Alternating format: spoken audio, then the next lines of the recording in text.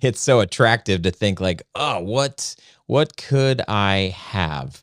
Man, 30 to 50% back of time because you're not in the daily grind of all the things that is so dreamy.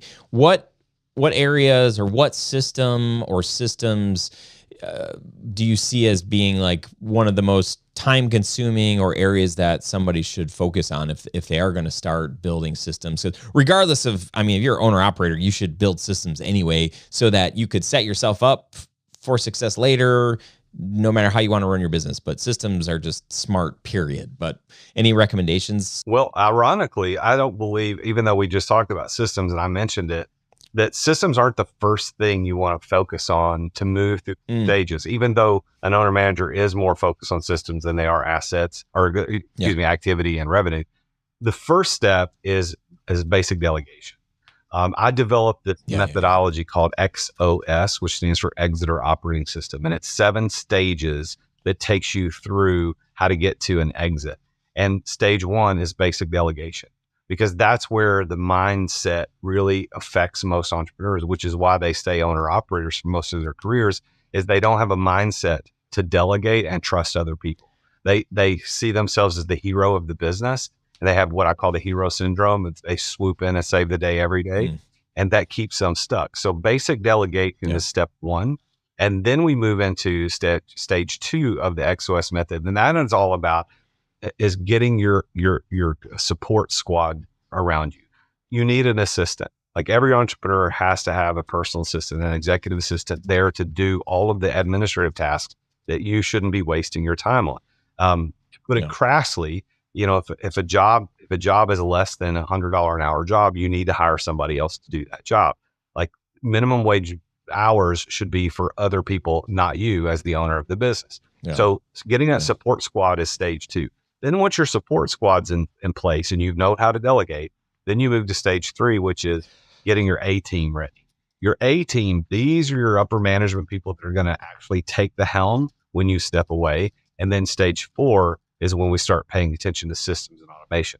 Because if you start with systems and automation before you do those other 3 things, you will simply have systems and automations that still rely upon you and your specific characteristics, personality, and energy to make happen. Yeah, that's good. That's really smart. I mean, delegating, holy cow, having an assistant, oh my gosh, game changer. I mean,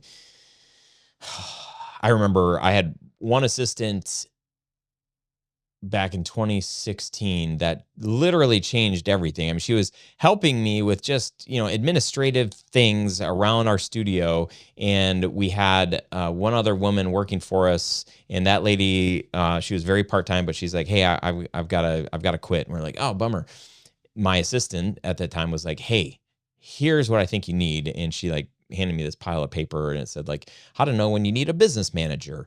And I start like, I kind of smile, and I'm like reading, I'm like, what the heck is a business manager? I'm reading all these things, and I'm like, oh my gosh, like, yes, like this sounds amazing. She's like, and I want to do this work for you. So I went from, you know, just having an assistant to somebody who is helping manage the people and then creating systems around those people and the jobs and the things. But when you're responsible for all of the things, when it's just you, I mean, think of all, like when you do video, it's like, there's just so many parts.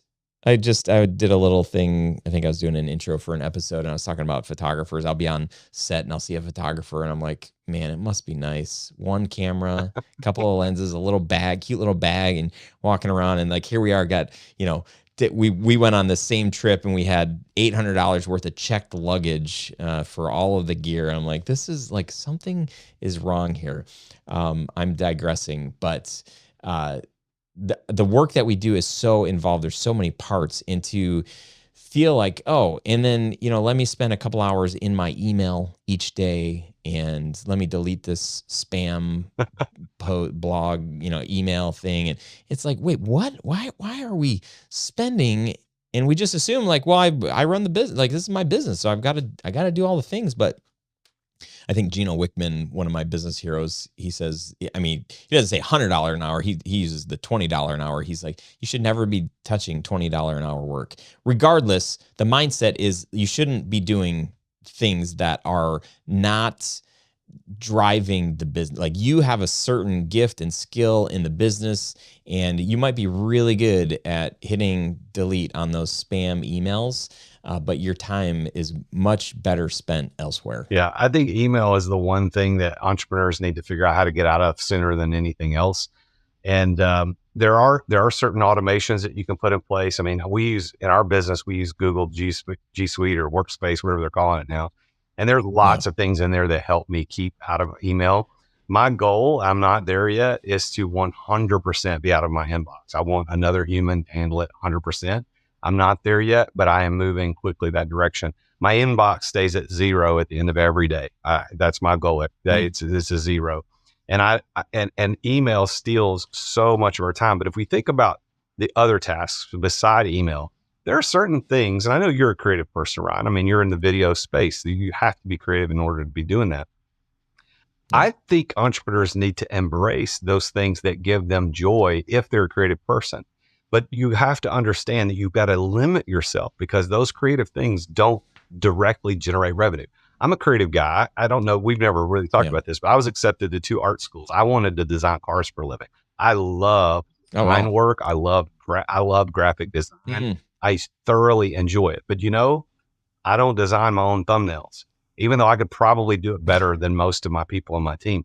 Why? Because even though I enjoy that, it doesn't drive anything specific to my business.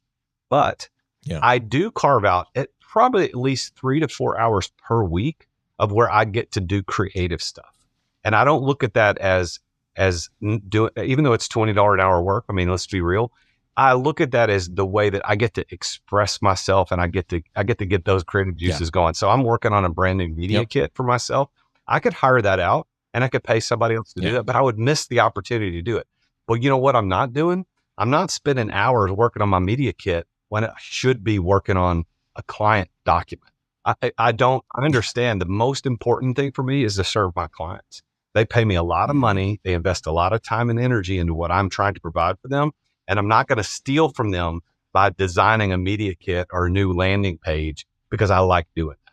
And the entrepreneurs get caught in that. And I think block yourself out 3 or 4 hours a week and do those creative things, the things that you like, even though they're $20 an hour, but the rest of it, they got to go. Hey there, it's the real Jason Duncan. Thank you for watching this video. If you are an entrepreneur and you've ever thought about what it's going to be like when you get ready to exit your business, I'm the guy you want to follow. So make sure that you've subscribed to this channel and go check out the link in the description, therealjasonduncan.com. Check out the resources I've got for people just like you, as an entrepreneur who's trying to get his life back, get her life back, get your time and freedom back.